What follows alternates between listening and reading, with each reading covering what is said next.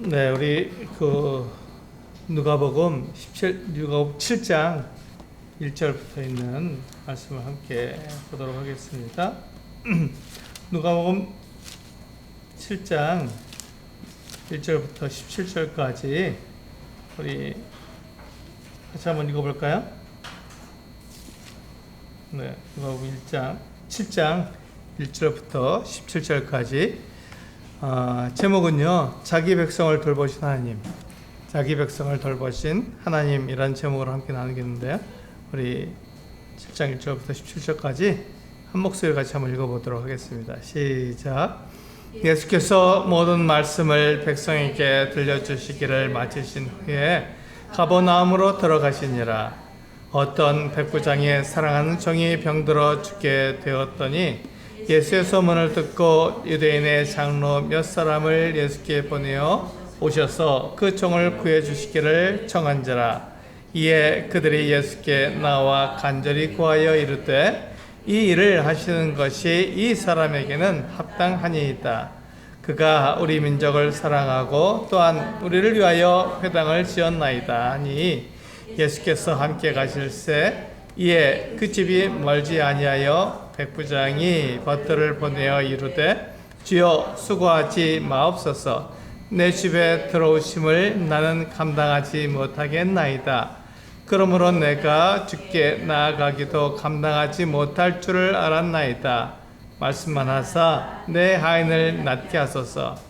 나도 남의 소에 든 사람이요 내 아래에도 병사가 있으니 이더러 가라 하면 가고 저더러 오라 하면 오고 내 종더러 이것을 하라 하면 하나이다.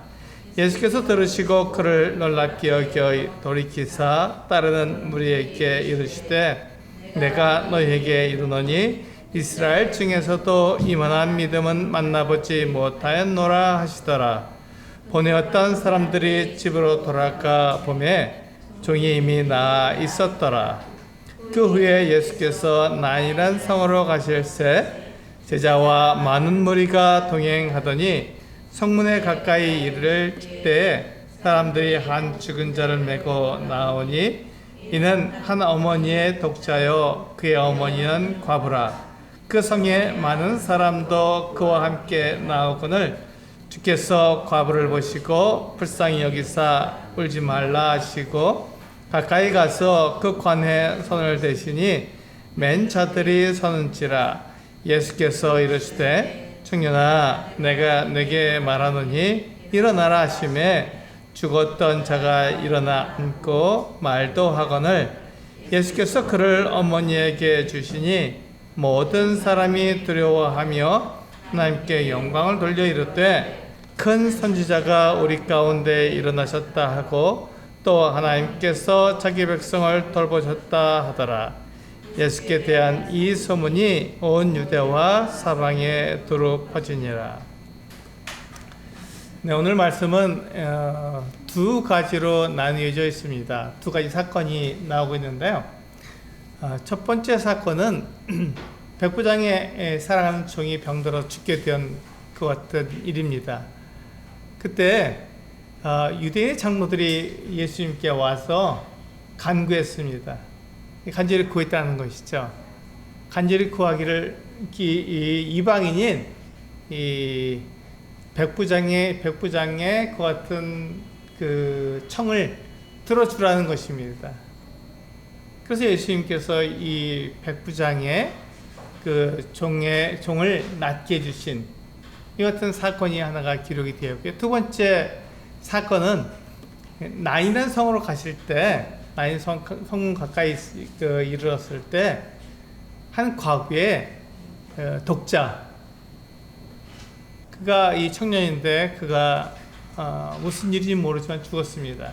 그래서 이 사람들이 그를 메고 이 장사 지내기 위해서 나오는 그 장면을 목격하고 예수님께서 그 과부의 독자를 살려주시는, 그래서 어머니께 돌려드리는 이 같은 사건으로 이루어져 있습니다. 그래서 제가 이제 그 16절에 있는 말씀에서 하나님께서 자기 백성을 돌보셨다 하더라라는 말씀을 통해서 이 자기 백성을 돌보시는 하나님이라는 제목을 정하게 되었습니다.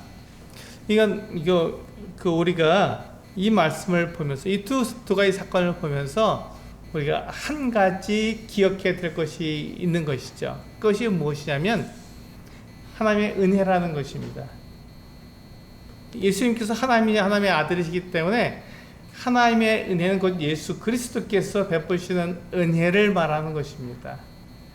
그래서 예수 그리스도께서 사람들을 사랑하시고 그들에게 은혜를 베푸시기를 원하시는데 과연 그 은혜가 무엇이냐 하는 것이죠. 우리가 이 부분을 많이 오해하고 있습니다. 우리가 신앙생활을 하면서 하나님의 은혜란 말을 굉장히 많이 사용하는데 이 은혜라는 말을 또한 오해하는 이와 같은 면들도 우리에게 적지 않습니다. 그래서 오늘은 이 은혜에 대해서 정확하게 알았으면 좋겠다 하는 생각이 있어서 자기 백성을 돌보시는 하나님이란 제목으로 함께 나누도록 하겠습니다. 먼저 이 백부장의 종이 죽어간 사건을 다루고 있습니다.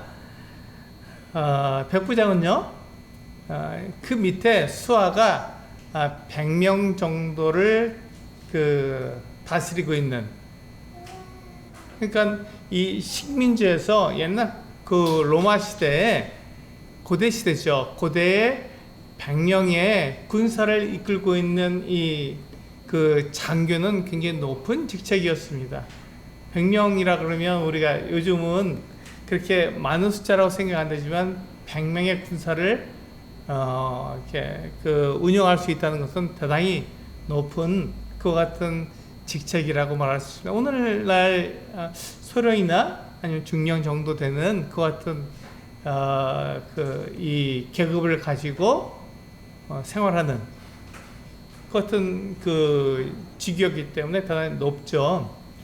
그래서 특히 식민지에서 그 정도 계급이면 굉장히 높은 직책입니다. 근데 지금 이 백부장은 지금 유대에 왔잖아요.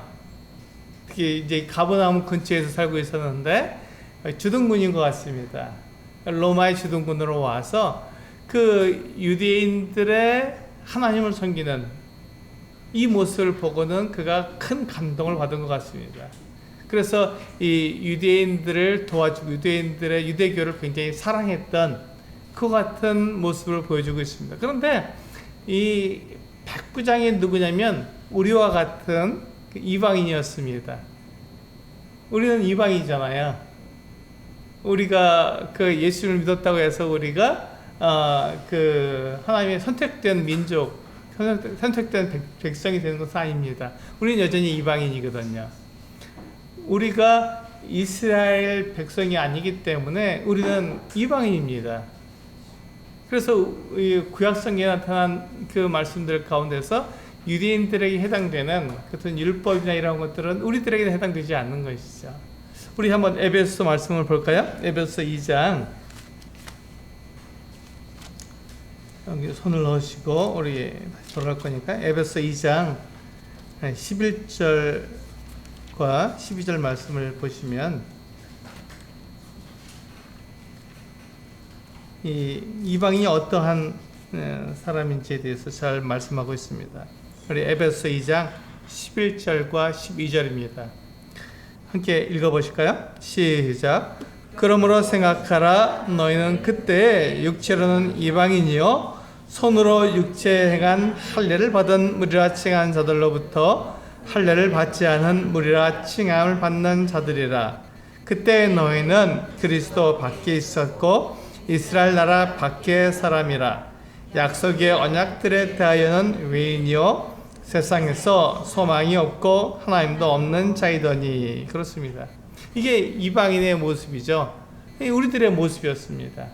우리가 어떤 사람이었습니까? 우리는 할례를 받지 않은 사람들이었습니다. 그렇죠. 이 할례는 하나님의 택한 백성이라는 표시였습니다. 그래서 우리나라 사람들 가운데서 이와 같이 하나님의 백성으로 택함 받은 사람이 없는 것이죠. 그리고 그 12절에 보시면 너희는 그리스도 밖에 있었고, 우리는 그리스도를 알지 못했던 사람들입니다. 예수 그리스도를 믿고 그분을 나의 구주로 삼기 전에는 우리는 그리스도 밖에 있었던 사람들이죠. 그리고 이스라엘 나라 밖의 사람이고요. 그 약속의 언약들에 대해서는 외인이고, 우리가 이 구약성경에 나타난 약속들에 대해서 우리가 하나라도 우리에게 주어진 것이 있습니까? 없는 것입니다. 그래서 약속의 언약들에 대해서는 우리와 전혀 상관이 없는 그 같은 내용들이죠. 우리는 그렇게 이방인들입니다. 그래서 우리는 세상에서 소망이 없고 하나님도 얻는 자였습니다.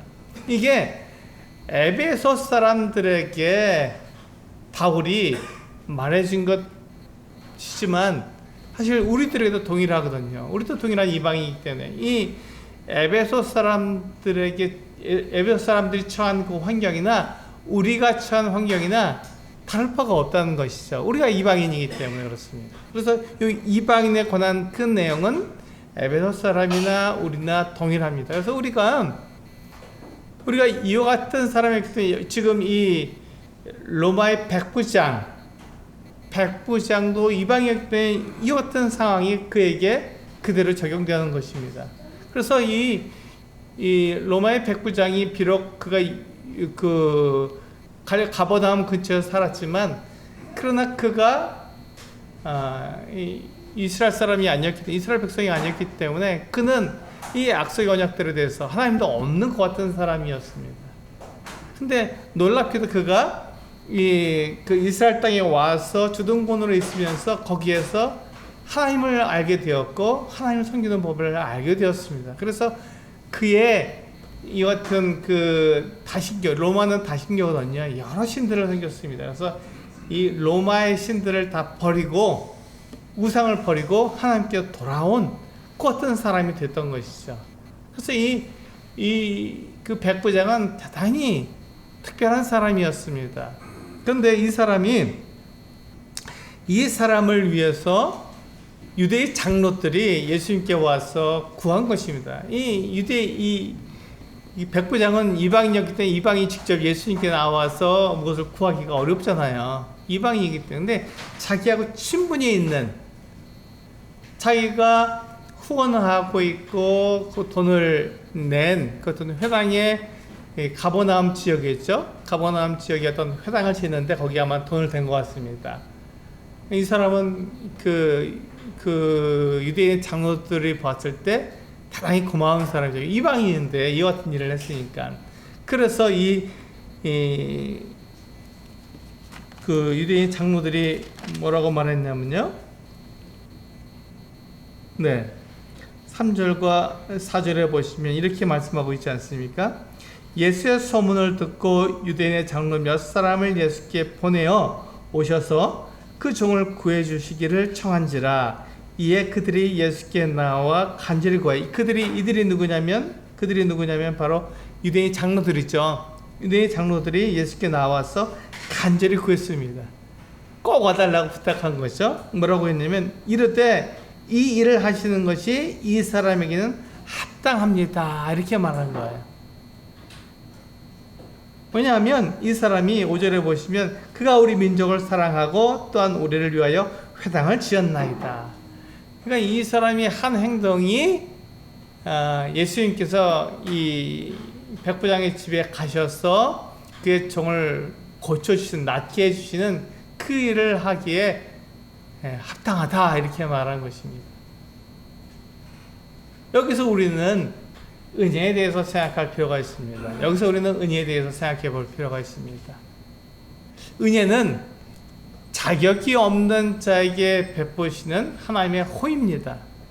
하나님의 사랑인데 하나님께서 사랑을 베푸시는데 어떻게 베푸셨냐면 자격이 없는 자에게 베푸시는 것입니다. 그런데 지금 이 유대의 장로들은 그 백부장을 예수님께 소개할 때 뭐라고 소개했냐면 자격이 있다 이렇게 얘기한 거예요.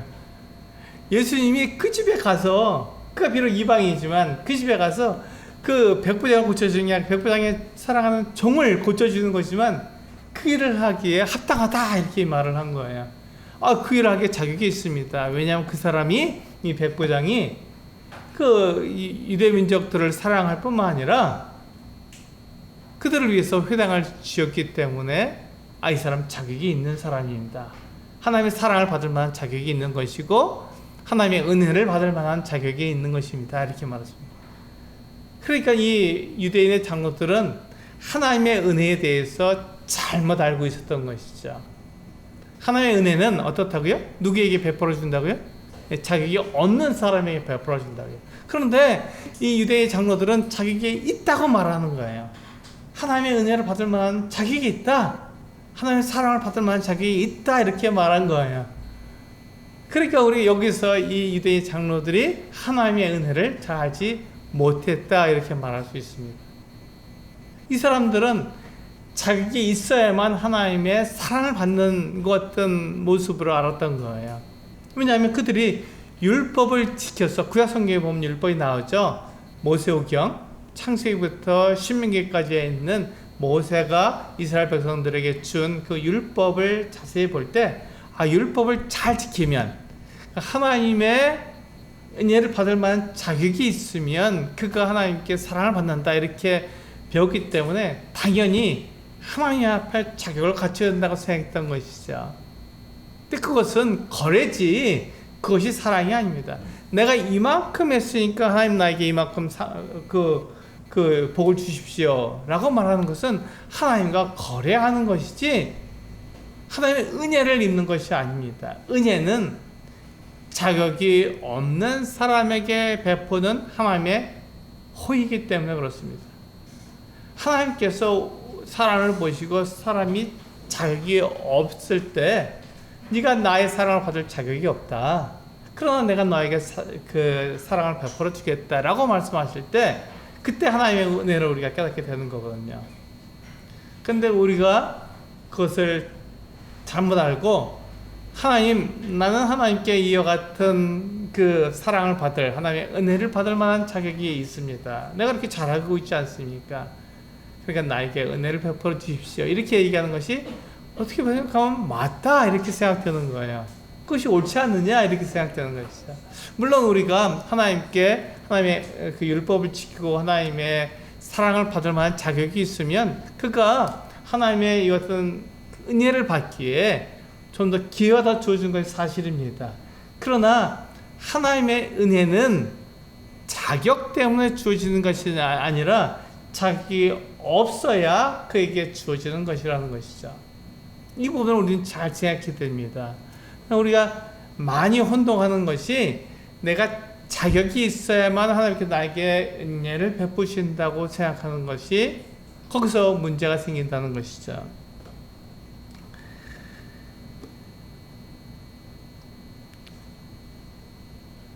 이 유대인 장로들은 지금 백부장이 자격이 있다고 말했습니다. 그가 회당을 지어줬기 때문에 얼마나 큽니까? 회당을 지어준다는 게 굉장히 큰 돈을 그 유대인들에게 내준 거잖아요. 그는 주둔군이었고 그는 이방인이었기 때문에 회당을 지는데 관심을 갖지 않아도 됐던 사람이었는데 회당을 지는데 관심을 가지고 거기에 돈을 내준 거예요. 그러니 이 사람은 자격이 있죠. 그래서 예수님께서 그 얘기를 들으시고 예수님은 무엇을 생각했나요? 이 사람이 정말로 하나님의 은혜를 아는 사람인지 하나님의 은혜를 알지 못한 사람인지를 시험해 보시는 거죠. 그래서 가셨어요. 이 장로들의 이야기를 듣고는 이 백부장에 있는 집 근처까지 쭉 가셨습니다. 그랬더니 이 백부장이 자기의 그 벗들을 보내서 예수님께 보냈습니다. 이번 처음에 보낸 것은 유대인 장로들을 보냈죠. 이번에는 자기 벗들을 보내서 예수님께 그렇게 말했던 것입니다. 뭐라고 말했습니까? 우리 6절에 보시면 예수께서 함께 가실새 이에 그 집이 멀지 아니하여 백부장이 벗들을 보내어 이르되 주여 수고하시지 마옵소서 내 집에 들어오심을 나는 감당하지 못하겠나이다. 여기 보시면 이 백부장은 예수님께서 자기 집에 들어오는 것을 감당하지 못하겠다고 말을 한 것입니다. 이 백부장의 집이 작았을까요? 그렇지 않습니다. 굉장히 컸습니다. 회당을 지어줄 정도로 굉장히 큰 집에 넓은 집을 가지고 있어 깨끗하게 종들이 여러 명이 살고 있을 때 이 종들이 그 집을 깨끗하게 만들었을 것입니다. 그러니까 예수님께서 그 집에 들어오셔도 아무 문제가 되지 않아요. 그런데 왜 감당하지 못했습니까? 이 사람이? 그것은 이 사람이 이방인이었기 때문에 그렇습니다. 이방인이 유대인이 이방인 집에 들어가려면 여러 가지 절차를 밟아야 됐거든요.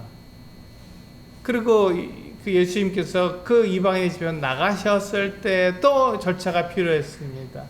굉장히 번거로웠어요. 힘들고 번거로운 일이었습니다.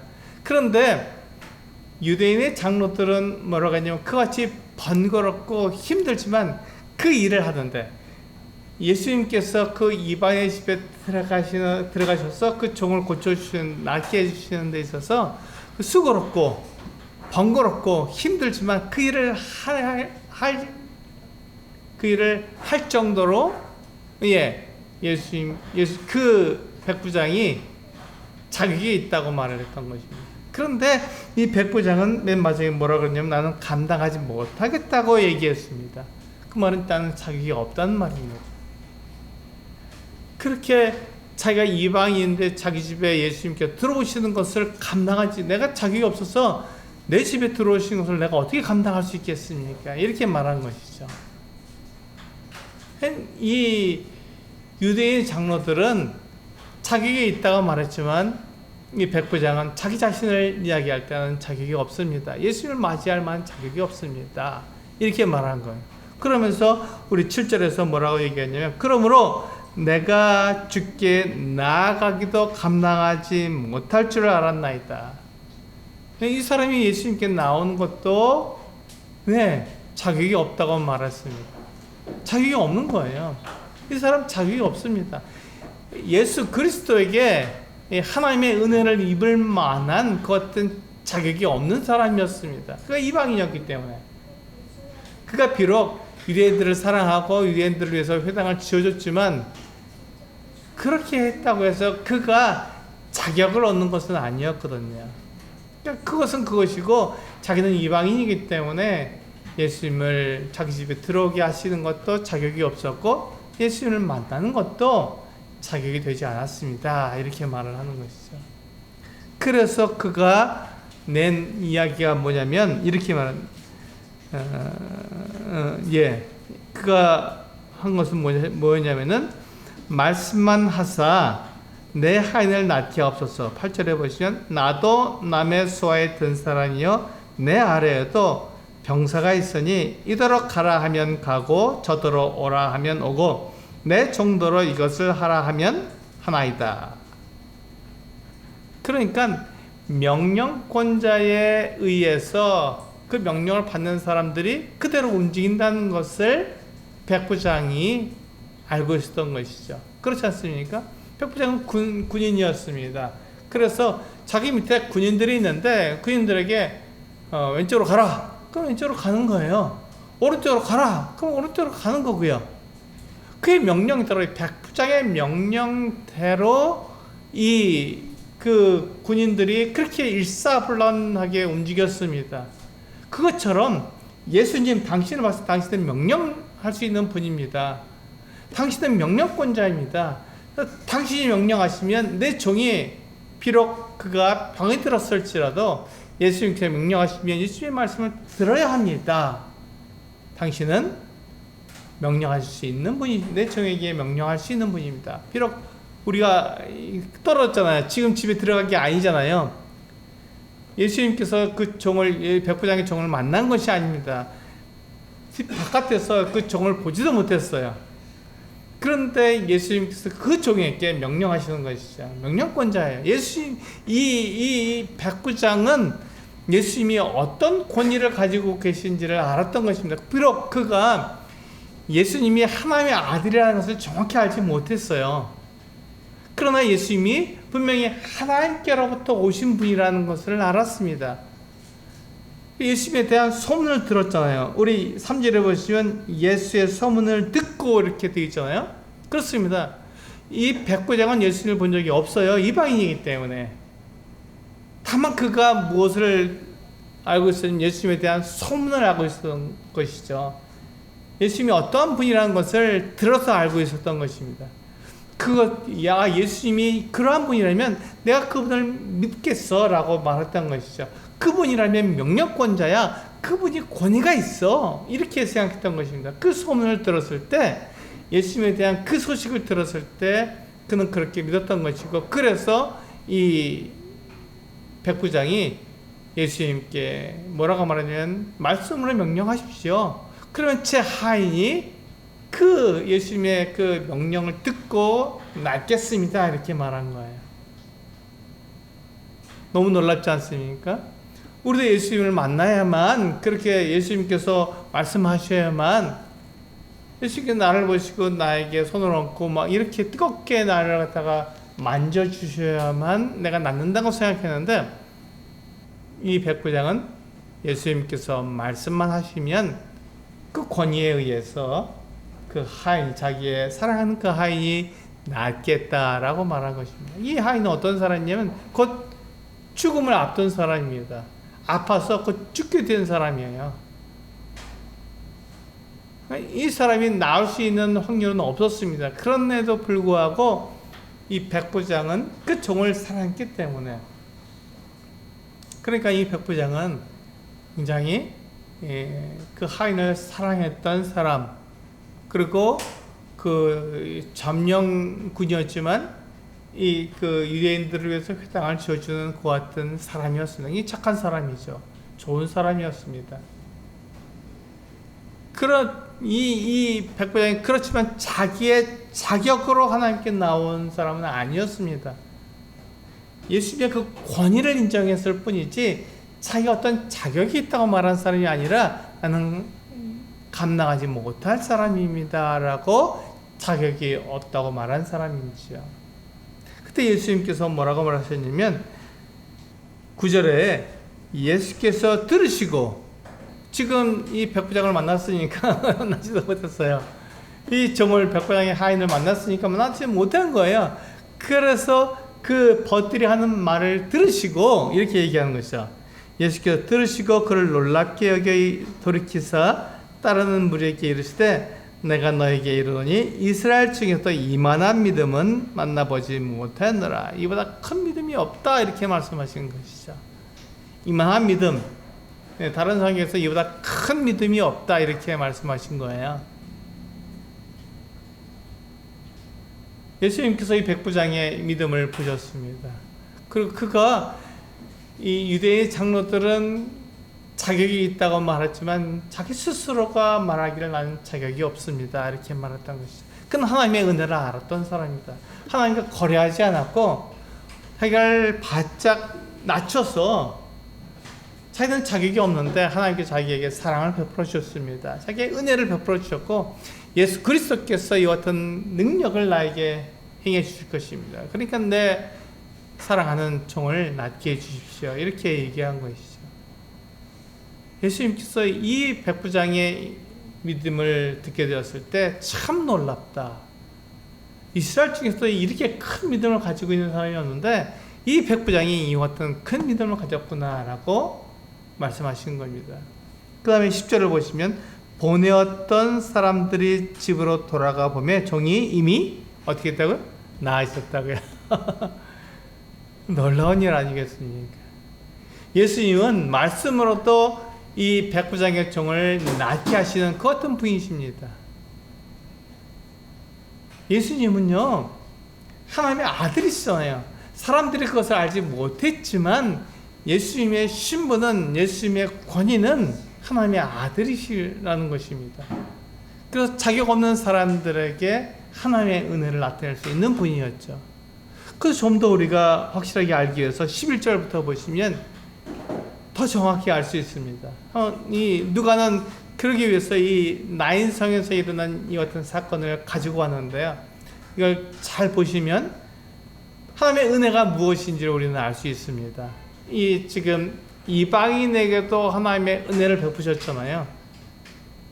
마찬가지로 이 나인성 과부에게 어떤 은혜를 베푸셨는지 한번 보겠습니다. 11절을 보시면 그 후에 예수께서 나인이라는 성으로 가실 때 이 나인은요 가버나움, 지금 가버나움이잖아요. 가버나움에서 서남쪽으로, 왜냐면 갈릴리 호수를 돌아서 와야 되기 때문에 갈릴리 호수를 돌아서 쭉 남쪽으로 오다 보면은 약 한 40km 정도 떨어진 곳입니다. 그러니까 하루 길이죠. 하루 종일 걸어가야 됩니다. 걸었을 때 갈 수 있는 그 성인데요. 그 나인이라는 성으로 가실 때 제자와 많은 무리가 동행했습니다. 그래서 12절에 보시면 성문에 가까이 이르실 때, 여기 보세요. 아직 나인이라는 성에 들어가지 않고 성문에 가까이 이르셨을 때 사람들이 한 죽은 자를 메고 나오니, 죽은 자 그 장례 행렬을 만나게 된 것입니다. 나인성에 들어가실 때 한 장례 행렬을 만나게 된 것이죠. 근데 그 장례 행렬에 이는 누구를 장례했냐면 이는 한 어머니의 독자다 이렇게 말하고 있습니다. 그런데 그의 어머니는 과부였습니다. 그러니까 이 어머니를 한번 생각해 보세요. 어머니는 남편이 죽었습니다. 과부가 되었죠. 남편이 없습니다. 그래서 이 어머니에게는 누가 소망이었냐면 아들이 소망이었습니다. 근데 이 아들은 한 명밖에 없었어요. 얼마나 애지중지하게 이 아들을 키웠겠습니까? 근데 이 아들, 독자인 아들이 어떻게 했다고요? 죽었다고요. 젊은데 청년인데 죽은 거예요. 무슨 일이 있었는지 모르지만 이 청년이 죽어서 그 청년을 데리고 청년을 장사 지내기 위해서 사람들이 한 무리가 장례일이 가고 있었던 것입니다. 예수님께서 이 과부를 아셨을까요? 과부가 무슨 일을 하셨는지 아셨을까요? 이 청년이 무슨 일을 살아있을 때 무슨 일을 하는지 아셨을까요? 아니에요. 예수님께서 처음 만난 사람이고 처음 보는 장례 행렬이었습니다. 그러니까 예수님은 이 나인성에서 일어난 이 과부의 같은 한 일을 모르시는 거예요. 물론 하나님이시기 때문에 그걸 다 알 수 있지만 사람으로서 인성을 가지신 예수 그리스도는 이 지금 처음 만나는 사람들이잖아요. 처음 보는 사람들입니다. 이들이 어떤 자격을 가지고 있는지 알 수가 없는 거죠. 근데 이 과부가 이제 그 독자 아들 한 명 있는데 그 아들 한 명이 젊어 죽어서 이제 모든 소망이 다 끊어지고 그 아들을 장례 지내기 위해서 가고 있었던 거예요. 이게 지금부터 2000년 전이었기 때문에 아주 고대 세계에서 일어난 일이었습니다. 지금은 여자들이 나가서 일을 해도 먹고 살 수 있습니다. 그런데 그 당시에는 여자들이 그 노동력으로 무슨 일을 할 수가 없었던 거예요. 반의 반도 그 사람들에게 품삯을 주지 않았고, 이 사람들을 써주는 밭 주인이 없었던 것이죠. 여자들의 노동력을, 원하는 사람들이 없어. 남자들의 노동력을 가지고도, 그 사람들이 쓸까 말까 했는데, 여자들의 노동력을 누가 쓰겠습니까? 그러니까 여자들은 나가서 그냥, 나뭇가지를 주워다가 근근히 먹고 사는 거예요. 안 되면 밭에 나가서 이삭을 줍고, 그러다가 안 되면 어떻게 합니까? 굶어서 죽는 수밖에 없는 것이죠. 그게 여자들의 운명이었습니다. 이 과부, 특히 아들도 없고 아무도 없는 이 홀로 된 여인의 운명은 그랬습니다. 그래서 혼자 된 아들도 없고, 아들 죽었지 않습니까? 지금 아들도 없고 남편도 없는 그 혼자 된 여인을 아무도 돌아보지 않았다는 거예요. 지금 장례 행렬이 있지만 이 청년을 장례를 지내고 무덤에 묻은 다음에는 이 과부를 돌아볼 수가 없었던 것입니다. 돌아볼 수가 없죠. 누가 돌아보겠습니까? 이 사람 한 사람을 누가 책임지겠습니까? 책임 못 지는 거예요. 그래서 이 청년을 장례 지낼 때까지는 이 여인을 위로하겠지만, 이 여인을 위로한 다음에는 이 사람들이 다 사라지고 여인은 혼자서 남아서 그 일을 자기의 삶을 자기가 책임지고 살아갈 수밖에 없었던 것이죠. 그러니까 이 여인은 소망이 없는 거예요. 언제 죽을 줄 모르는 것이죠. 그 같은 상황 속에 놓여 있었습니다. 그것을 누가 보셨습니까? 예수님이 보신 거예요. 그러니까 이 과부를 돕는 것은 온전하게 그냥 내가 그 과부에게 무엇을 주는 것이지 다시 무엇을 돌려받아 내가 과부에게 이만큼 줬으니까 이만큼 내가 돌려받을 거야 라고 생각하는 사람은 없는 것이죠. 그렇게 과부를 사랑하지 않았습니다. 과부에게 무엇을 주지 않았던 것이죠. 과부에게 무엇을 주면 그것을 끝나는 것이죠. 다시 되돌려 받을 수가 없었던 것입니다. 그것을 아시는 예수님께서 어떻게 하셨냐면 13절에 주께서 과부를 보시고 불쌍히 여기사, 이게 예수님의 마음이었습니다. 불쌍히 여기는 거예요. 이게 사랑의 마음이고 자비의 마음이고 이것이 예수님의 마음이었습니다. 이 마음으로 어떻게 했냐면 여인에게 뭐라고 말했냐면 울지 말라 하시고, 이걸 보면은 우리가 하는 말하고 똑같잖아요. 우리가 그 장례식에 가서 뭐랄까, 아이고 울지 마세요, 기운 내세요, 먹고 힘을 내셔야 됩니다, 이렇게 우리가 말하잖아요. 근데 그렇게 하면서 우리가 뭘 해주나요? 예, 우리는 그냥 말만 그렇게 할 뿐이지 아무 능력도 없어요. 만약에 우리 입장이라면 이 여인에게 뭐라고 말하겠습니까? 예수님께서 이 여인에게 울지 말라 이렇게 말씀하셨는데, 우리 입장이, 우리가 지금부터 2000년 전에 이 과부에게 위로하러 왔다면 우리는 어떻게 위로하겠습니까? 네, 우리도 그냥 말로만 이 여인을 위로할 수밖에 없는 거예요. 우리에게 아무런 능력이 없잖아요. 우리에게는 아무런 능력이 없습니다. 그러니까 이 여인에게 울지 말라고 말하고 힘을 내라고 말하시면 이 여인에게 무엇을 어떻게 할 수가 없는 것이죠. 한 달, 두 달은 살아갈 수 있도록 도와줄 수 있어요. 근데 그 이후에 이 과부를 누가 책임지겠습니까? 아무도 책임지지 못하는 것이죠. 이 과부는 그냥 그렇게 혼자서 자기의 삶을 책임지고 살아갈 수밖에 없는 그 같은 여인이 되는 것입니다. 그때 예수님께서 이 과부의 독자가 죽은 것을 보시고는 불쌍히 여기신 다음에 14절에 보시면 가까이 가서 그 관에 손을 대시니 맨 자들이 서는지라. 그 다음에 어떻게 하셨습니까? 예, 관에다가 손을 딱 대시니까 더 갈 수가 없잖아요. 예수님께서 손을 대셨는데 무슨 일을 하시나 하고 다 멈춰설 수밖에 없는 것이죠. 그 다음에 예수님께서 이르시되 청년아 내가 내게 말하노니 일어나라 하시매. 놀라운 일을 하셨습니다. 예수님께서 이 죽은 자에게 일어나라 이렇게 말씀하신 거예요. 그러니까 다시금 일어나라 이렇게 말씀하신 거예요. 죽음에 있지 말고 다시 살아나라고 예수님께서 말씀하신 것이죠. 그때 이 청년이 어떻게 했습니까? 네, 15절에 보면 죽었던 자가 청년이죠. 과부의 독자입니다. 과부의 모든 소망을 갖고 있었던 이 아들이 죽었는데 죽었던 자가 일어나 앉고 말도 하거늘 예수께서 그를 어머니에게 주시니 이렇게 되었습니다. 예수님은 죽은 자를 다시 살릴 수 있는, 죽은 자를 살릴 수 있는 어떤 능력을 가지신 분이에요.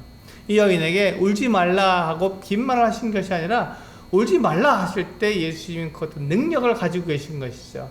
아들을 다시 살릴 수 있는 그 어떤 능력을 가지고 계셨기 때문에 이 여인에게 참된 위로를 말씀해 주신 거예요. 이 여인이 아무 소망 없이 그냥 자기의 삶을 자기가 책임지고 살아갈 수밖에 없었던 그 어떤 여인이었는데, 아니다, 내가 너를 불쌍히 여기고 너에게 사랑을 베풀마, 하나님의 은혜를 너에게 나타내 주마 이렇게 얘기하신 거예요. 다른 사람, 우리 같은 경우에는 이 사람에게, 이 과부에게 그냥 그렇게 말할 수밖에 없지 않습니까? 나는 너에게 내가 할 수 있는 것은 그 말로 된 위로밖에 못해. 하나님은 아무 능력도 가지고 있지 못해. 이렇게 말할 수밖에 없지 않습니까? 그런데 예수님은 이 여인에게 말로만 위로하신 것이 아니라 실제적으로 이 여인이 꼭 필요한 게 무엇인지를 알았던 것이죠. 그런데 이 여인도 과부였고 이 아들도 죽어서 더 이상 아무것도 할 수 없는 그런 상태에서 만나신 거잖아요. 이들이 하나님의 은혜를 잊기 위해서, 예수 그리스도의 그 사랑을 잊기 위해서 무엇을 했나요? 아무 일도 하지 않았다는 것입니다. 이것이 은혜입니다. 아무런 자격이 없는 자에게 베푸시는 하나님의 호의, 이것이 바로 은혜인 것이죠. 그 은혜를 이 과부에게, 이 청년에게 나타내 주신 것입니다. 자격을 묻지 않고 자격이 없는데도 하나님의 사랑과 하나님의 은혜가 이들에게 나타났던 것이죠. 그것이 하나님의 은혜입니다. 그것이 하나님의 은혜입니다. 그래서 우리가 하나님의 은혜를 잊기 위해서는 내가 자격이 있어야 한다고 생각하고 내가 무엇을 잘해야만 하나님께서 나에게 은혜를 베푸시겠지, 나에게 무엇을 맡기시겠지, 그렇지 않습니다. 하나님께서 나를 부르시고 나에게 하나님의 은혜를 나타내실 때는 내가 어떤 자격, 나에게 어떤 자격을 보시는 것이 아니죠.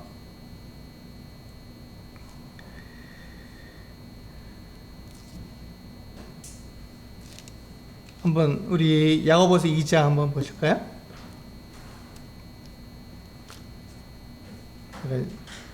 말씀을 하다가 성경 구절들을 그냥 막 지나쳐 버렸습니다. 야고보서 2장을 한번 보시겠습니다.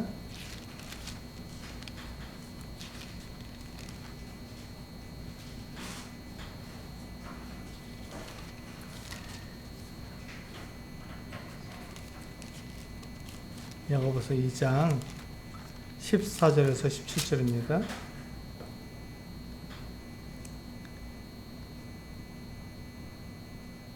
네, 같이 한번 읽어볼까요? 시작. 내 형제들아, 만일 사람이 믿음이 있노라고 행함이 없으면 무슨 유익이 있으리요? 그 믿음이 능히 자기를 구원하겠느냐?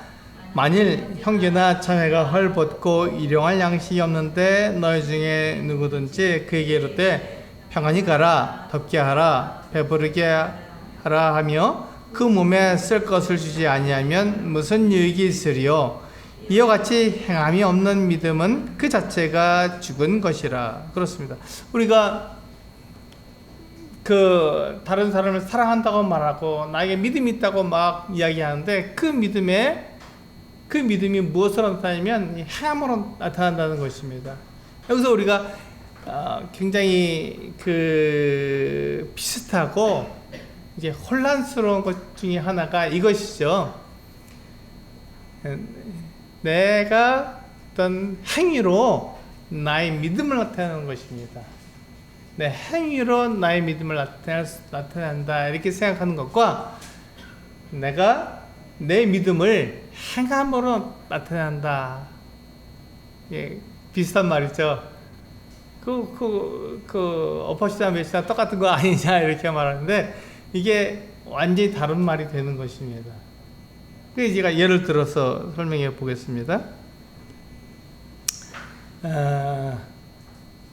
나에게 내가 다른 성도를 이렇게 사랑하니까 나에게는 믿음이 있다, 나는 구원받은 사람이 맞다 이렇게 말할 수가 있습니다. 내가 이 사람도 이렇게 사랑하고 저 사람도 이렇게 사랑하고 이 성도를 이렇게 사랑하니까 내가 구원받은 사람이 맞지 않느냐 이렇게 말할 수가 있다는 것이죠.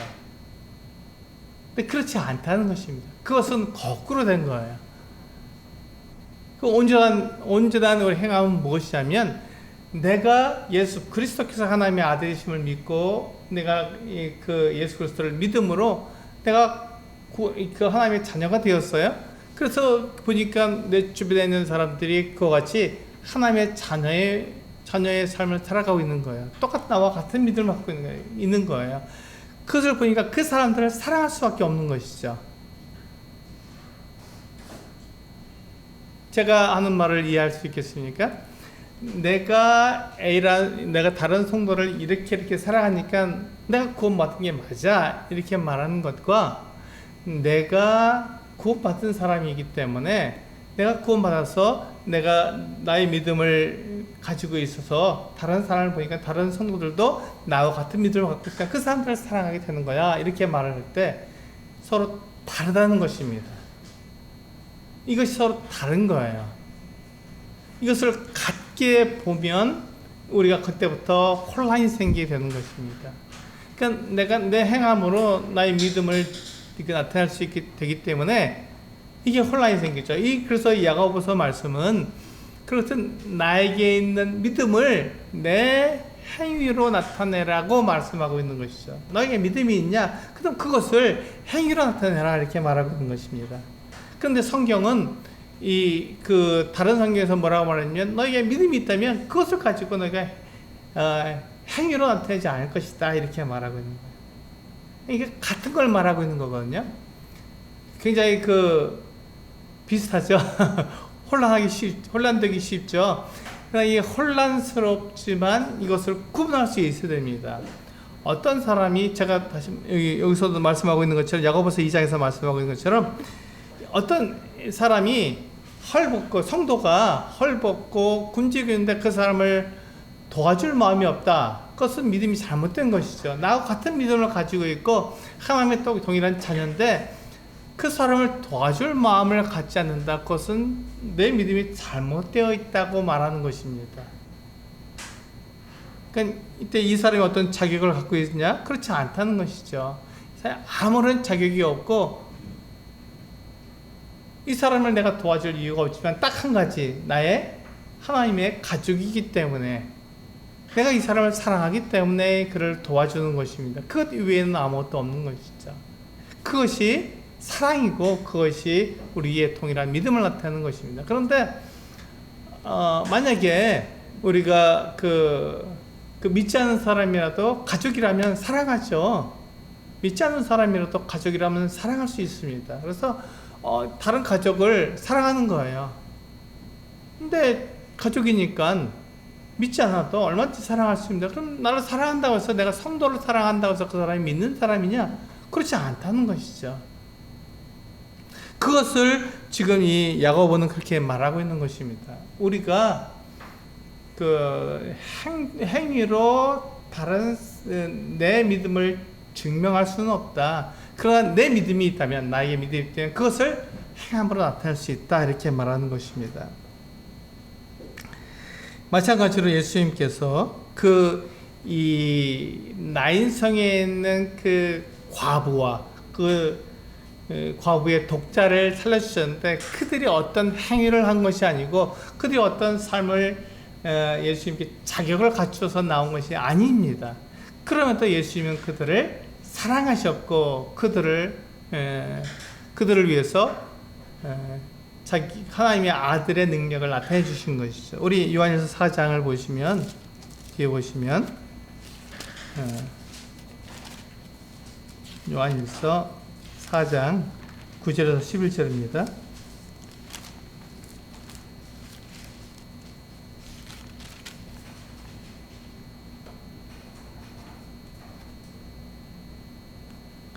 요한일서 4장 9절에서 11절 같이 한번 읽어보겠습니다. 시작.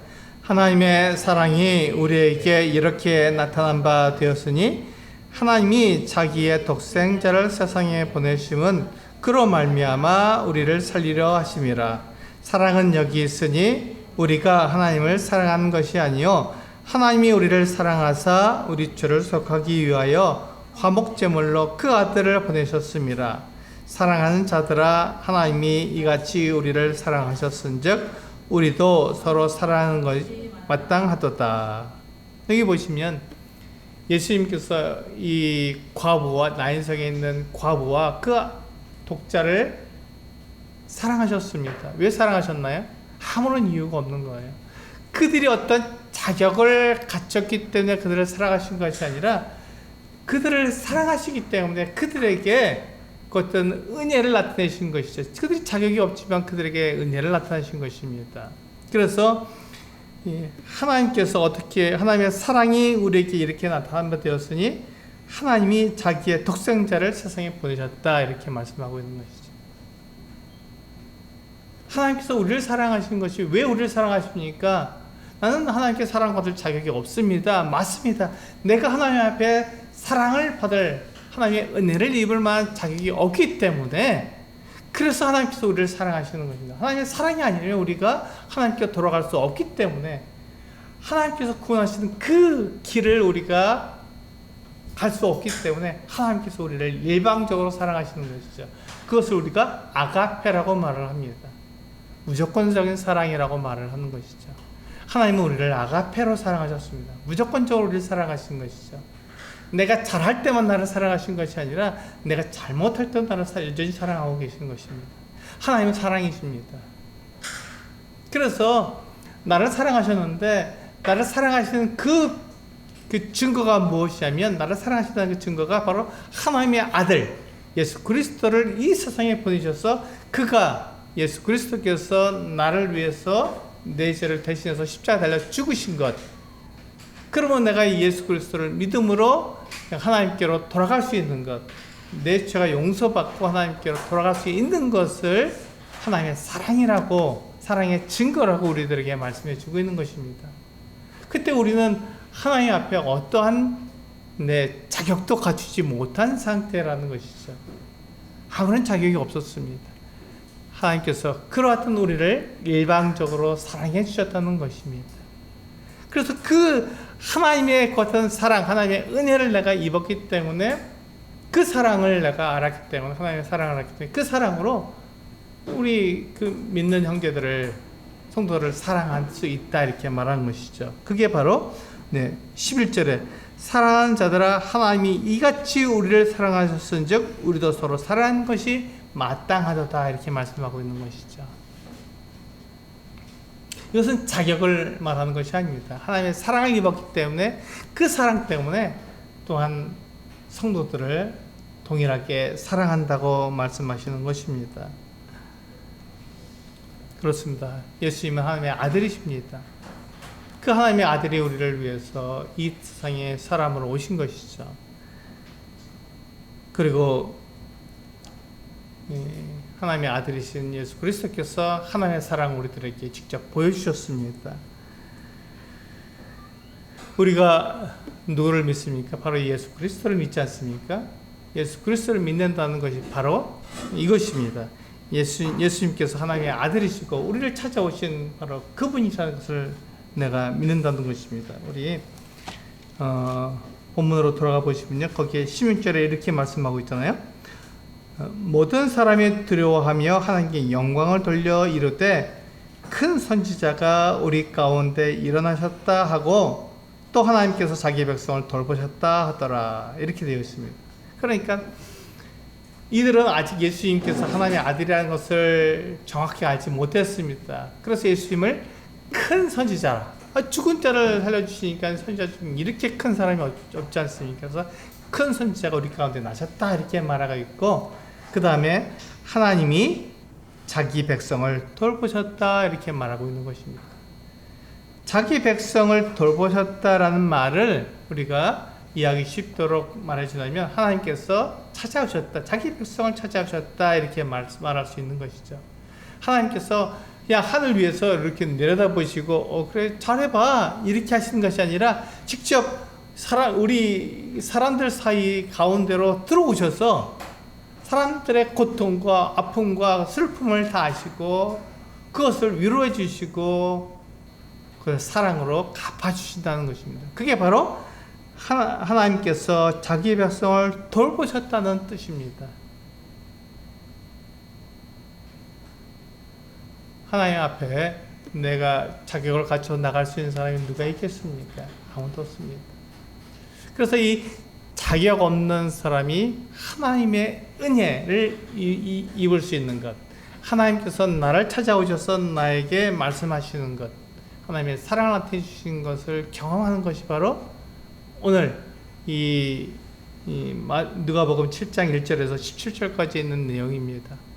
예수님께서 아무 자격 없는 사람들에게 찾아가셨잖아요. 이방인인 박배양에게 찾아가셨고요. 또 이 나인성에 있는 과부와 그 아들을 살려주셨습니다. 이들은 아무 자격이 없었어요. 그러나 하나님께서 그들을 사랑하셨고 그들을 하나님의 그 사랑 가운데로 받아주신 것이죠. 마찬가지로 우리들도 마찬가지입니다. 우리도 이방인이잖아요. 하나님의 사랑을 입을 자격이 없는 사람들입니다. 그러나 우리들에게 하나님께 찾아오셨어요. 찾아오셨습니다. 그래서 우리들에게 말씀해 주신 것이죠. 하나님께서 그 아들을 우리를 위해서 대신 죽게 하셔서 우리의 죄를 다 용서해 주셨다. 그러니까 그 아들을 믿어라 라고 말씀해 주시는 거예요. 그 아들을 믿는 사람에게는 하나님의 사랑, 하나님의 은혜가 넘치는 것이죠. 그래서 우리는 예수 그리스도를 믿는 것입니다. 예수 그리스도께서 하나님의 아들이신 것을 우리가 믿는 것이죠. 우리의 믿음은 바로 거기에 있습니다. 그럴 때 우리가 사상에서 우리에게 알려주고 있는 하나님이 없어, 하나님 없이 네 마음대로 살 수 있어라는 것을 이길 수 있는 거예요. 이긴다는 것은 세상의 것 같은 가르침, 세상의 것 같은 안정을 우리가 견뎌낸다는 것을 말하고 있잖아요. 그래서 세상이 무엇이라고 말하든지 상관없이 우리가 하나님께서 나를 여전히 사랑하고 계셔. 나는 하나님께 나갈 자격이 없고 난 이방인이고 그것은 자격이 없는 사람이지만 하나님께 나를 사랑하셔라고 믿고 하나님께 나아갈 수 있는 것, 그것이 바로 우리들의 믿음이요, 그것을 통해서 하나님께서 기뻐하신다는 것입니다. 그것이 오늘 하나님의 은혜를 통해서 우리가 볼 수 있는 내용입니다. 하나님은 우리를 찾아오신 사랑의 하나님이십니다. 우리가 기도하시고 마치도록 하겠습니다.